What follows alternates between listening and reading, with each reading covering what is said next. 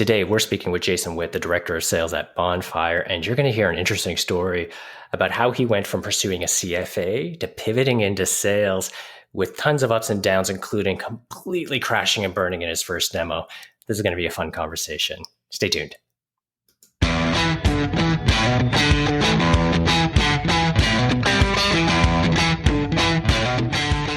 Welcome to Seller's Journey, the podcast where we speak to great sales reps and leaders and share their real stories from start to sales success. Hey, Jason, thank you so much for joining us today. How are you doing? I'm doing good, Joseph. Thanks for having me. Fantastic. So our guests, our audience would have heard your introduction, and I'm so looking forward to getting into some of these stories. But to start off at the beginning, maybe you can help our audience out. Where'd you go to school? What were you studying? Yeah, so born and raised in Waterloo, went to Wilfrid Laurier as well, did economics and finance as my undergrad there. Nice. And now you're a director of sales. What's the elevator pitch for Bonfire? Well, what does the company do? Yeah, no, happy to kind of enlighten you here. So really, Bonfire is about reinventing procurement to better our actual world. So our whole thought and philosophy is that if you can spend smarter in the public sector, that means more resources, better services for us as a population and society.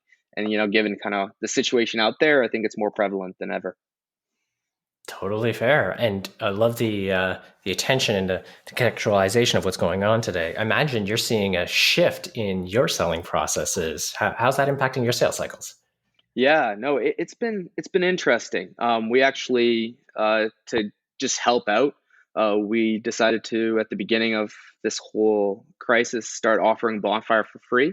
And it's actually just been a great gateway just to having great conversations with people, helping where we can.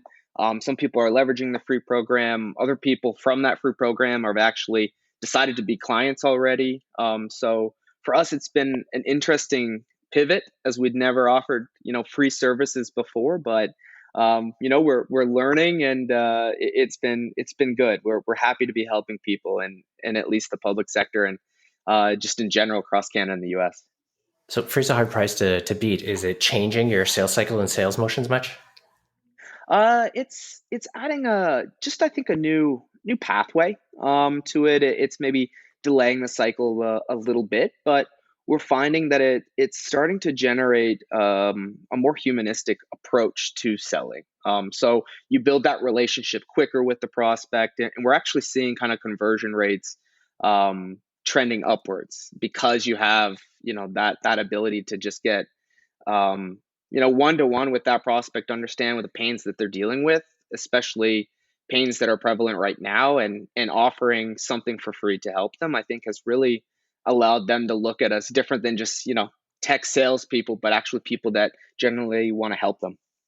Well, I know we could spend a ton of time talking about what you and your team are seeing, but I want to make sure that we hit on some of the things that we spoke about in that intro. You weren't intending to be a director of sales, though, when you started. You shared a great comment about, even the influence that your father had on your direction. Maybe you can start us off there. What was your original plan?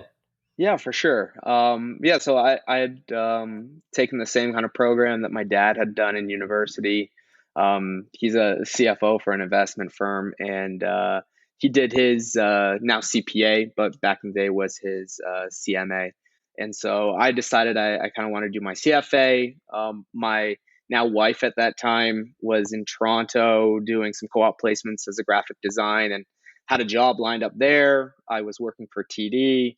So, our whole idea was to be big city people and, myself work on Bay Street and my wife do graphic design there for a firm. And she actually got a job then instead in Stratford for a boutique firm there, and completely kind of pivoted the way I was thinking of our future. And so I wanted to look at something a little closer to home because I hated that commute. Now, your role in the bank, can you share a little bit about how you got started there and what that was like? Yeah, so that was actually my first job kind of coming out of university that was just more in the finance and kind of business field. So the idea was, get in at one of the local branches here, and then I had built some connections with the branch manager, and they had contacts kind of down on Bay Street, and I thought I'd be going into kind of financial operations and analytics and analysis and all that fun stuff. But yeah, an interesting kind of story. So my dad kind of sat down with me. We were sharing a glass of wine one day, Hmm. and we were, talking about, well, do I go to Toronto? Do I stay here? What do I do? And he kind of, laid it out of what he had gone through, and the grueling 70, 80 hours of work as an associate, pretty much for 10 or 15 years, until you kind of get into the role where you start reaping the rewards. And I just, at that point in time, at 25 years old, you're kind of thinking to yourself, there's got to be an easier way.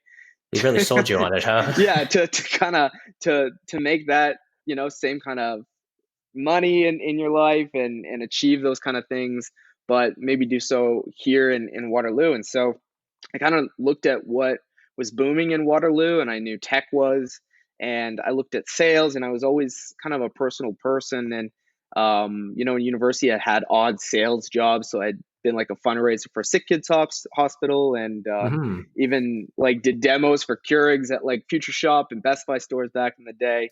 And so from there, kind of just looked at what Waterloo kind of held as an opportunity, and tech in my mind was just ever growing. And when you look at what's really like a job in sales, it's, I think, never going to die. That's tech sales. And that there's always going to be someone that needs to sell technology, regardless of what that technology is. And so that's kind of what led me to pivot from, pursuing the CFA pathway to now a sales director. So you've got the degree, you're working on the CFA, you've got a role at a bank, you've got a father with all these pressures. What anxieties or uncertainties did you have as you looked at a tech sales role? Because there's a big gamble there. And I'm sure it wasn't just kind of an easy decision. What was weighing on you?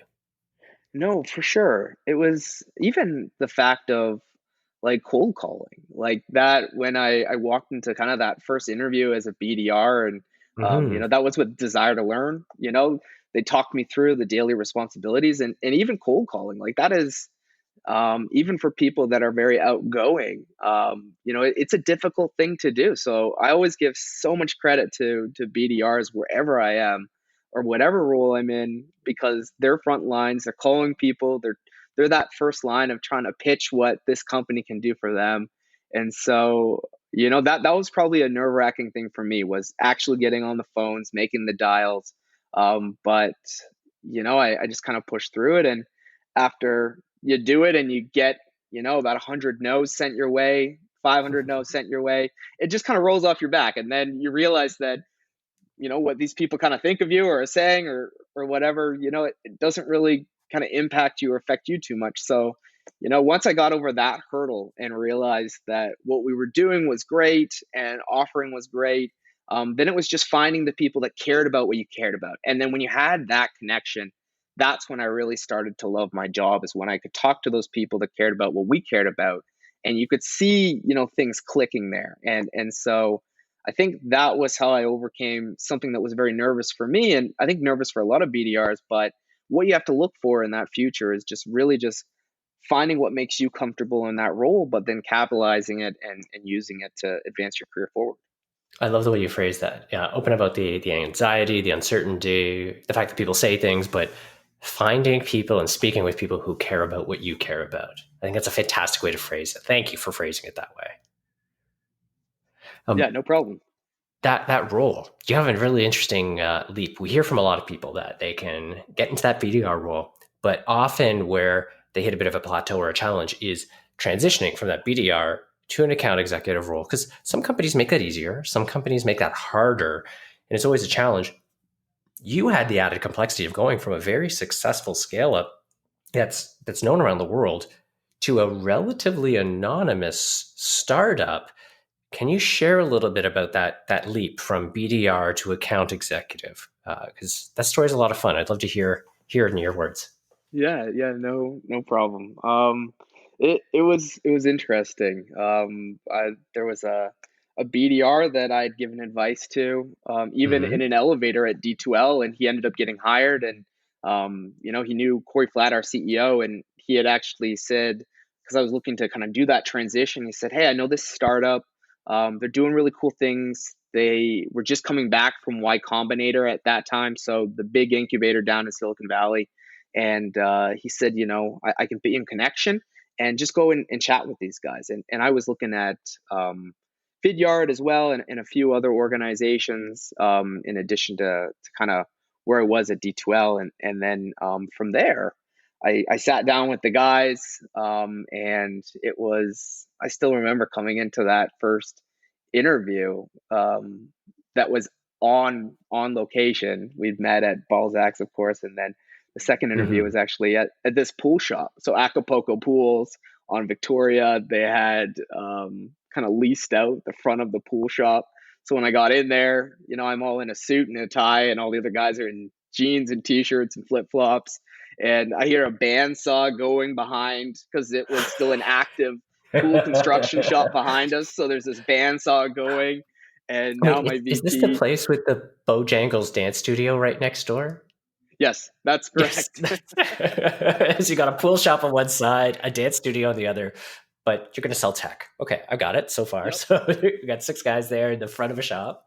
So then the second interview is kind of my now VP. He was a director then, and he was selling, and they took me through a demo of the product, and it just kind of it clicked. They kind of pitched me what Bonfire was trying to do and where they'd come from, and I love that they had gone down to Silicon Valley, done really well in Y Combinator, and they decided to come back home, and came back to Canada and tried to make a footprint here.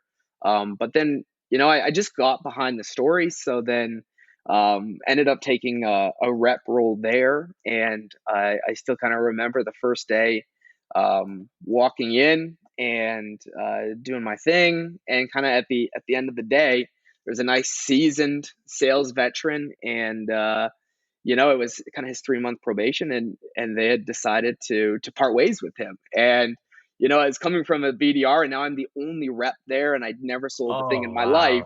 wow. The fear just set in. I remember calling my dad in the car, just telling him this, and he just laughed and he said, "Well, you better buckle down for the next 3 months." And that's exactly what I did. Sympathetic. Love it. So I got to ask, they must have given you some indication as to why they walked out an experienced rep, but kept you in the seat at the end of day one. What do you think you brought to the table that caught their interest and gave them confidence in you? Yeah, so this was actually a funny story. So I actually didn't find out why they kept me until kind of years later. We were at our annual Christmas party, and I was just talking to my VP and CEO and Corey and Andrew, and I just kind of said, "Listen, guys, like you put me in just such a weird position. Like, what happened? Like, walk me through, like, what were you guys thinking there?" And they finally kind of laid it out for me to understand. And it was a pretty nice thing to hear from them. They had said that the day you started, you came in and you just got to work. You started developing your territory, started identifying top accounts.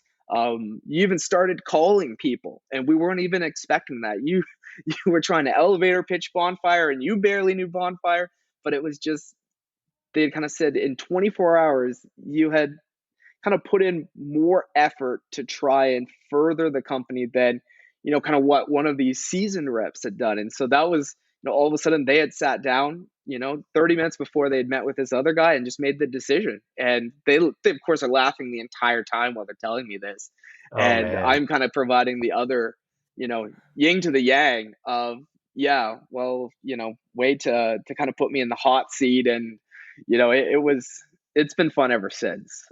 So it's been a blast. We talk a lot about how startups, the only constant is change, and you got to live that kind of with a front row seat. Congratulations on making it through it, but wow, that must have been terrifying.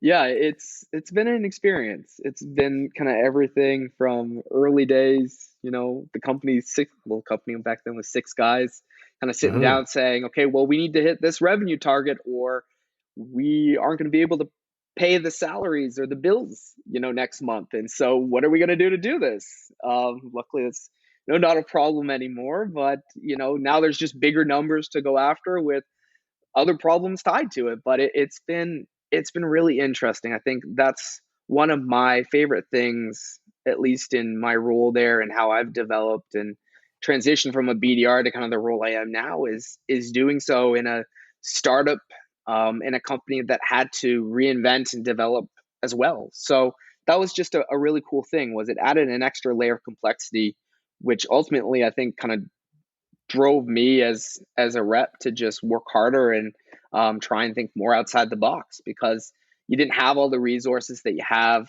at a company that has been around for forever and has a solid sales team and knows the playbooks inside and out. It was something that we all had to learn, and I think that that's an experience I 100% wouldn't change for the world, and would highly recommend to anyone who's got the opportunity to do it. So just to give kind of the other bookend, you started as a BDR, 6 people. It's less than 5 years later. You're the director of sales. How big is Bonfire now? We're about 100 employees Okay. right now. So let's just kind of, for our audience, keeping that in mind. So Jason's had the chance to go through 4 or 5 different roles, less than 5 years, incredible growth. So I say this, loving startups, but often in the early days, it's chaotic and we have no idea what we're doing. You shared a little bit around an early demo that was maybe a good example of that. And you spoke about how it was a complete disaster, your first demo. Can you share that experience a little bit? I think that would be a great experience for our audience to hear. Yeah, for sure. So this was in my first week of being there as a rep. They decided after the other rep leaving, I had to take on some of his demos in addition to my director. And so they kind of said, listen, Jay, we know this is a bit awkward and tough, but can you lead this demo? It's on Friday and I started on Tuesday. and there you go. So in 3 days, I'm trying to learn the product. I'm trying to listen to how my now VP was demoing it and selling it and all the nuances.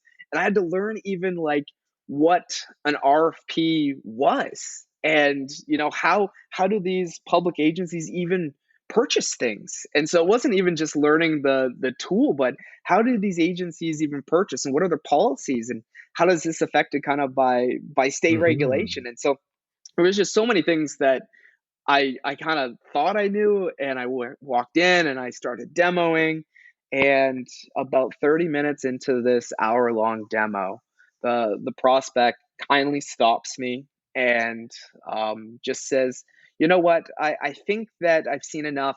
This really doesn't look like it's something for me. I'm going to get going. And so that was, the first demo. Luckily, I was leading it by myself because Andrew was on another demo, and I was in this little call closet that we had, which was our janitorial closet. So, no one had really heard this, but that was kind of my first selling experience as a rep, was just someone stopping me and saying no, thank you. And from there, you're just kind of demoralized for the next 10 minutes of like, oh, how am I going to do this? But you learn from it and you just push through it. And since then I've probably led thousands of Bonfire demos.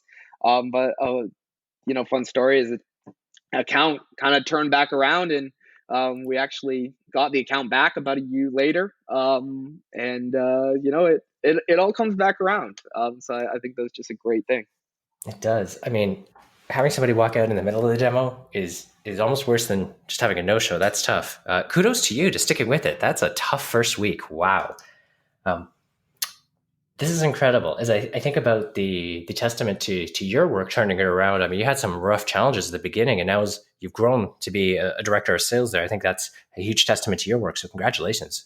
Great work, Jason. Thanks, Joseph.